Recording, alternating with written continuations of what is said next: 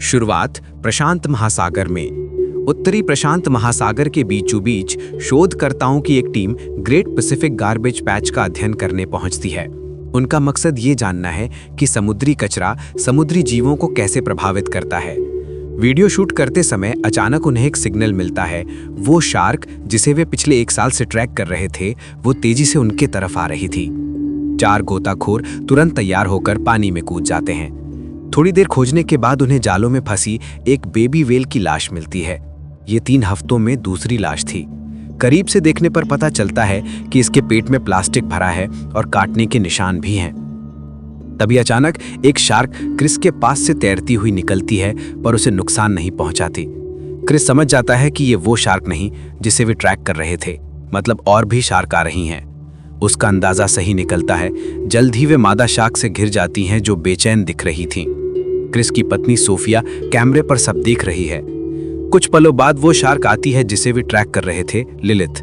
Team हैरान रह जाती है क्योंकि अब वो 7 मीटर की हो चुकी थी, जबकि 3 महीने पहले सिर्फ 2.5 मीटर थी। क्रिस खतरा भांपकर वापस जाने की बात करता है, पर सोफिया उससे ब्लड सैंपल लेने को कहती है। डरा हुआ क्रिस लिलिथ की स्किन छेदने की कोशिश करता है, जिससे वो गुस्से में तैर जाती है। गोताखोर निकलने का फैसला करते हैं, लेकिन लिलिथ उनके चारों ओर तेजी से तैरने लगती है। सोफिया कैमरा खो देती है और सिर्फ सुन पाती है कि कैसे उसके पति और टीम को वो क्रूर जीव मार डालता है। बेचैन सोफिया हार्पून लेकर पानी में कूदती है, पर उसे क्रिस का हाथ तैरता हुआ मिलता है।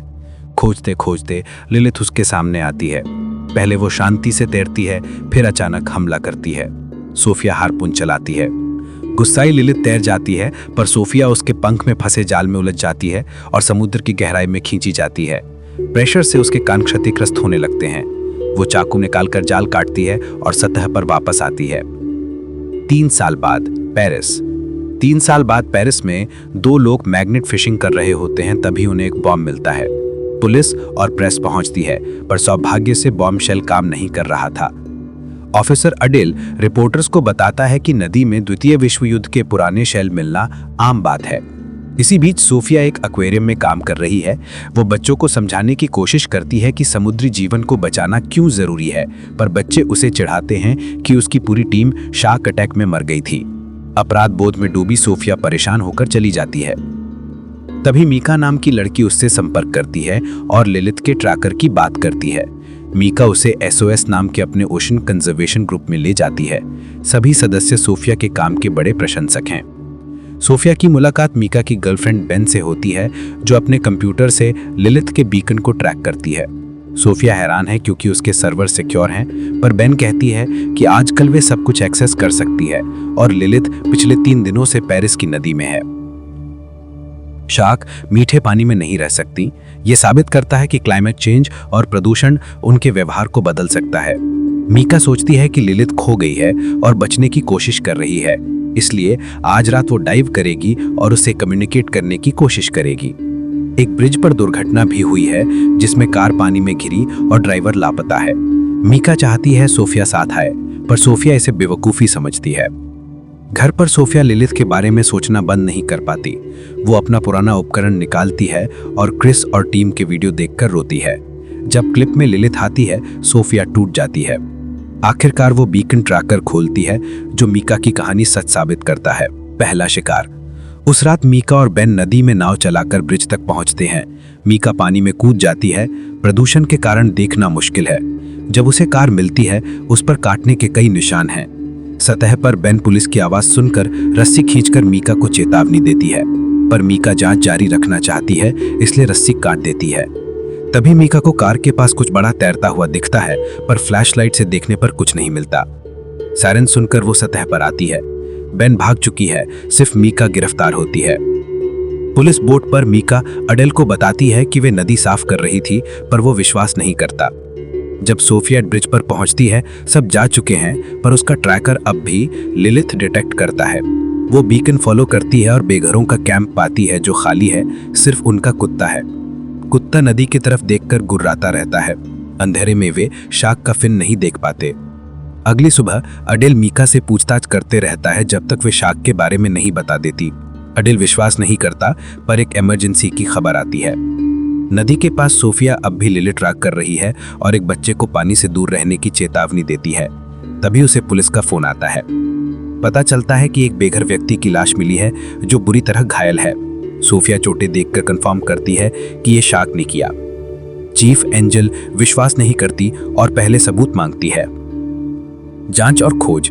अडेल और टीम सबूत के लिए डाइविंग करने का फैसला करती है। सोफिया भी साथ जाती है। 3 ऑफिसर पानी में कूदते हैं और बड़े काटने के निशान वाली मरी हुई बड़ी मछली पाते हैं।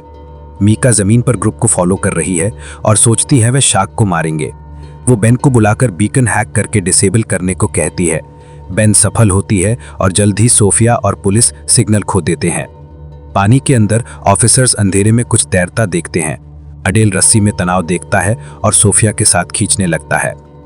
गोताखोर बताते हैं उन्होंने नीचे कुछ बड़ा देखा। सोनार चेक करने पर पता चलता है लिलित नदी में है। अडेल सोचता है सोफिया ने बीकन बंद किया और उसे दोष देता है। जब उसकी नाक से खून बहने लगता है, सोफिया बोट छोड़ देती है और पास में मीका को देखती है। वो उसे फॉलो करके ऑफिस जाती है और बहस होती है। मीका जोर देती है कि शार्क बिना कारण हमला नहीं करती और क्रिस के साथ जो हुआ वो सोफिया की गलती थी। ये सोफिया को परेशान करता है और वो चली जाती है। मेयर और योजना।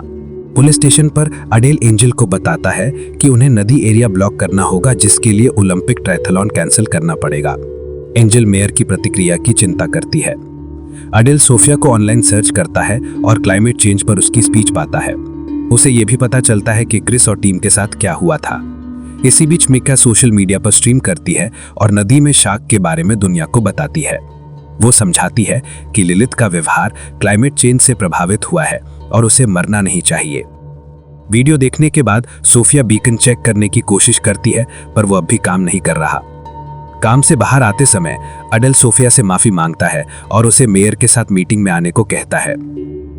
मेयर के ऑफिस में एंजल, अडेल और सोफिया स्थिति की खतरनाकी समझाने की कोशिश करते हैं, पर मेयर ने बहुत पैसा खर्च कर दिया है और प्रेस के सामने बुरा नहीं दिखना चाहती, इसलिए कुछ कैंसिल करने से मना कर देती है।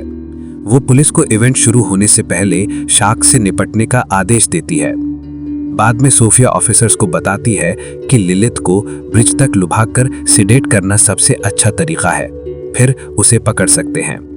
तभी बेन आती है और बताती है कि लिलित सीवेज रिजर्वॉयर के पास कैटाकॉम्स में है। वो ये भी बताती है कि वे मीका को बिना बताए आई है। बेन सोफिया के कंप्यूटर में ट्रैकर रिएक्टिवेट करती है और एक पुरानी एक्सेस टनल दिखाती है जो नदी को कैटाकॉम से जोड़ती है। टनल में हत्याकांड। सोफिया और पुलिस बोट से पुरानी एक्सेस टनल तक पहुंचते हैं, पर आगे पैदल जाना पड़ता है क्योंकि रास्ता बहुत संकरा है। एक्टिविस्ट्स पहले से वहां हैं। बेन मीका को डाइव ना करने को कहती है, पर वो नहीं मानती। मीका सोनार के साथ पानी में कूद जाती है जैसे ही पुलिस आती है, पर मीका हार नहीं मानती।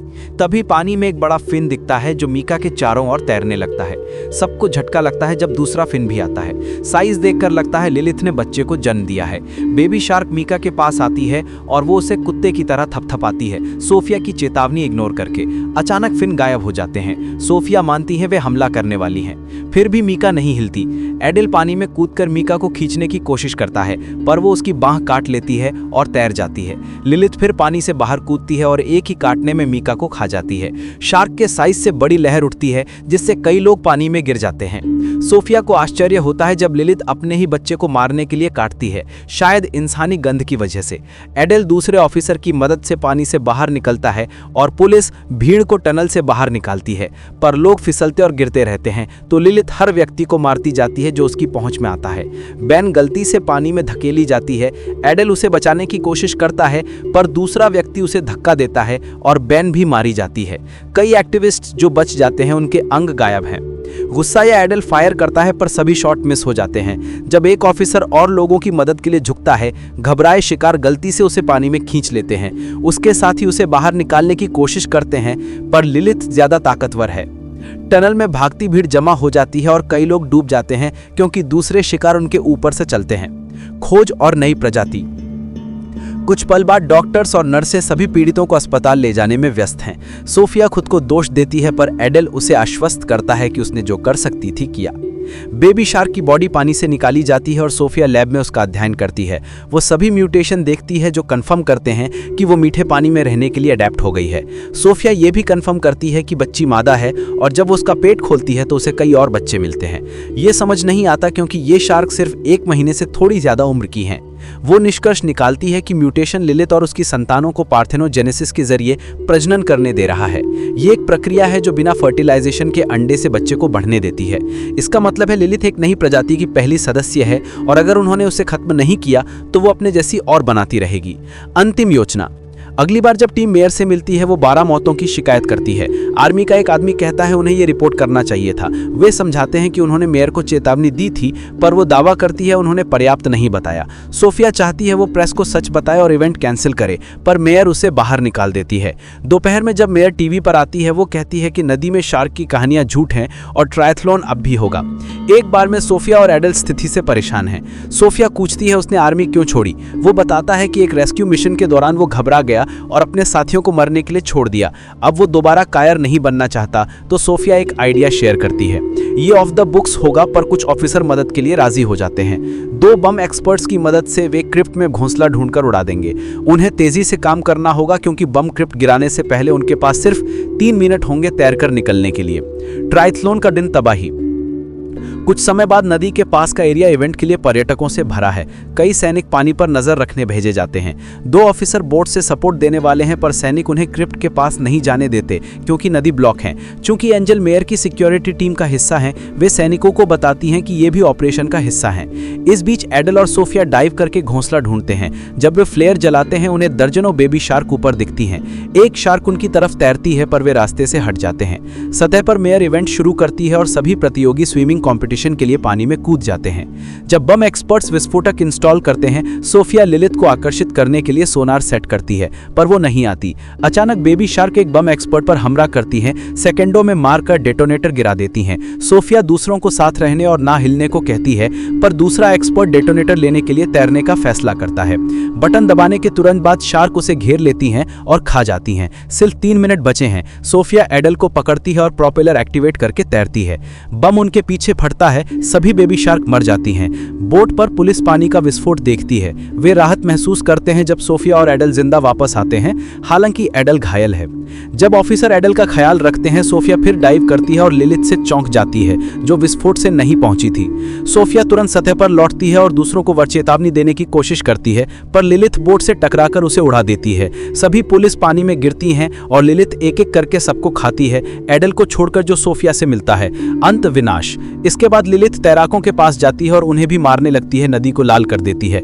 भीड़ तब तक नहीं देखती जब लिलिथ अपने मुंह में एक तैराक के साथ बाहर नहीं कूदती।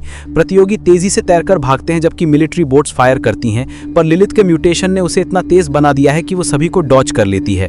एंजल और एडल उन्हें रोकने की कोशिश करते हैं क्योंकि नदी पुराने बमशेल से भरी है पर उन्हें सुना नहीं जाता। भीड़ घबराकर भागती है। एक नई पुलिस नई बोट में आकर एडल और सोफिया को बचाती हैं। सैनिक ब्रिज पर भागते हैं और शूटिंग जारी रखते हैं। जैसा अनुमान था वे बमशेल से टकराते हैं। ये फटता है और सिर्फ थोड़ा पानी उछालता है पर यह चेन रिएक्शन बनाता है जो दूसरे बम को भी फोड़ देता है। परिणामी विस्फोट इतना बड़ा है कि 2 ब्रिज गिर जाते हैं और सड़क पर मैनहोल के ढक्कन भी उड़ जाते हैं। जैसे भीड़ भागती रहती है वे गलती से और लोगों को पानी में धकेल देते हैं। ये विस्फोट एक बड़ी सुनामी भी बनाता है जो नदी के ऊपर उठती है और तेजी से शहर में बाढ़ ला देती है। कई लोग मियर सहित नदी में गिरते हैं और फिर नहीं दिखते। सोफिया तेजी से तैरकर एडल को बचाती है और उसे एक डूबी इमारत की छत पर खींच लेती है। जब वे चारों ओर देखते हैं उन्हें पता चलता है कि वे शार्क से घिरे हैं। नदी के कई अन्य जल स्रोतों से जुड़ने की वजह से लिलिथ और उसकी संतानें पूरी दुनिया में फैल जाती हैं और सभी बड़े शहरों को आतंकित करने लगती हैं। सब्सक्राइब करना मत भूलना और नोटिफिकेशन ऑन करना ताकि ऐसे और वीडियो देख सको। देखने के लिए धन्यवाद।